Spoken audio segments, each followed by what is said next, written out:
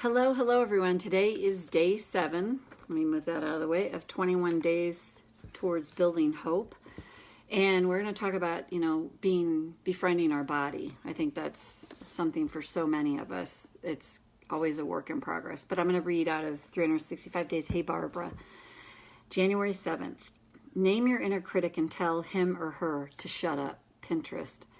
My inner bully can take on a demonic type vocabulary. It can be hideously macabre. It can be my own inner horror show. I may have heard it's trying to protect me, but I'm not so sure. This voice has people take themselves off life on this earth. I'm not so sure this could be helpful. When my inner bully is playing the horror show, I bet I can catch it occasionally and tell it to shut the hell up. I mean, this is hell on earth, listening to this inner a-hole. What if it becomes empowering to tell it to go away? It might creep back in, but the beauty is there is no limit to how often I can tell it to go away. Then I run it instead of it running me. Can I get a glory hallelujah on this one?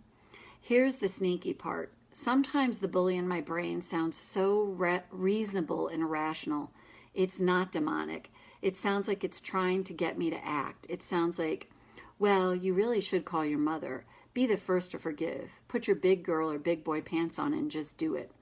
But here's the million-dollar question.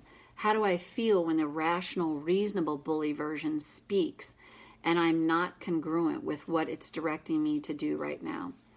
If I feel bad, well, that's my clue that the bully is taking on its sneakier form. That's just trying to help me. That's what I put. Stick a fork in me. I am done with this sort of help. What if today I can distinguish which version my bully is using to communicate? What if this awakens me to all the ways the bully in my brain bullies me? Thought for today? Today I can tell how I feel by who's running my show. So along with befriending the body, this is perfect to be like, because again, that bully can be like, oh, you really need to lose a few pounds, or you really shouldn't eat that, or you really should get off the couch and exercise. You really should, you should. It doesn't appear to be beating you up, but if you feel bad, that's it. And we live in a culture, especially as women, where you're sort of, it's crazy, you're sort of expected to be all these certain things in these certain ways. That's, to me, part of the patriarchal culture. And then with our body, be it or not, we don't like the way we look physically, or we don't like what's happening within us physically, or both. This always goes back to the key is being kind and loving to ourselves, learning to, practicing it. Wow, oh, the bully's operating, telling me, I shouldn't eat that, or I should get off the couch, or I should lose a few pounds, or, I shouldn't, I should take this instead of this. So it's such the mind frick that you deal with. So let's tap. Even though I live in a culture that teaches bullying my body and myself, I choose to honor my truth right now. Even though I live in a culture that loves the superstars, that loves all the perfect, beautiful people. And what if I don't think I'm one of those? According to society's standards, I choose to honor my truth right now. Even though that bully in the brain can get such a grip on me and have me beating myself up about my body, inside, outside, or both, I deeply and profoundly accept myself now. And go to the eyebrow. I haven't learned to be kind to my body. And I'm probably judging myself for that. So what if I can keep catching that voice and learn to soothe it. Of course, I'm not very kind to my body. I wasn't taught how to be. In fact, I was taught how to judge and condemn it, to find everything that's wrong with it. And what if that's the perfect place to start? To just set the intention to catch myself. Even when I'm saying I should be nicer to my body. And realize I learned not to be.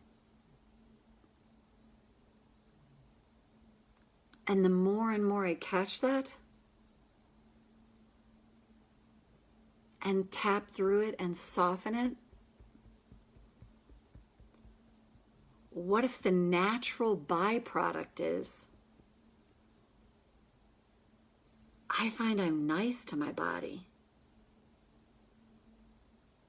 and getting nicer all the time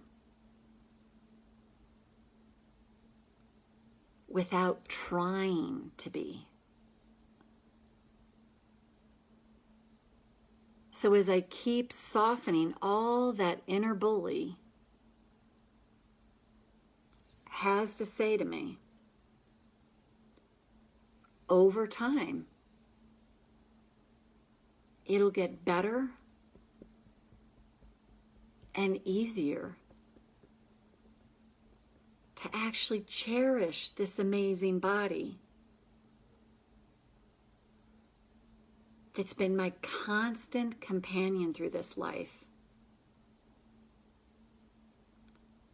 that carries all the unexpressed emotions I was never allowed to feel.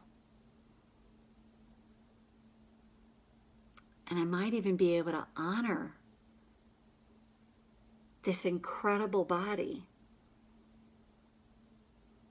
that is my constant companion through this life. The more I let myself off the hook for all the inner bullying I learned. So take a breath. So again, it's just a practice. It's like I was doing it. The meditation I did this morning was on the app was about honoring the body, and I was really paying attention to like, wow, all the stuff that the places my body's gone, all the places it's taken me, all the things it's carried for me. 59 and a half years it's taken me through this life, and truly our constant companion. And it was a good exercise, but I also have to really catch when I'm critical of it. Hypercritical of it, and mine more now. I really thank God for this, especially someone who had a really poor body image and eating disorder when I was younger. Especially as I get older, I find it's easier for me, and I think just with the work I've done, my more inner criticalness around my body is like, oh, that's the physical stuff, like, oh, that itching's returned, or is that going to come back, or those kinds of things. What's that feeling? I really have to watch that, like any of that we do. And again, if you really judge your exterior physical body, it's to really learn to be compassionate with ourselves, because our culture, it's pretty hard to be human, and especially a woman, I will say that, in this culture around body image, and not have to deal with a lot that goes with that, especially with everything that's splashed on every magazine and billboard and how stuff is sold. And I always say, remember, what are they trying to sell me, and how are they trying to sell it to me? So anything that leaves you feeling less than inadequate, it's really good to tap through and tell the bully to hit the road, Jack. All right, Barbara, always great to see you. Have a great rest of your day, and see you back here tomorrow. Bye-bye.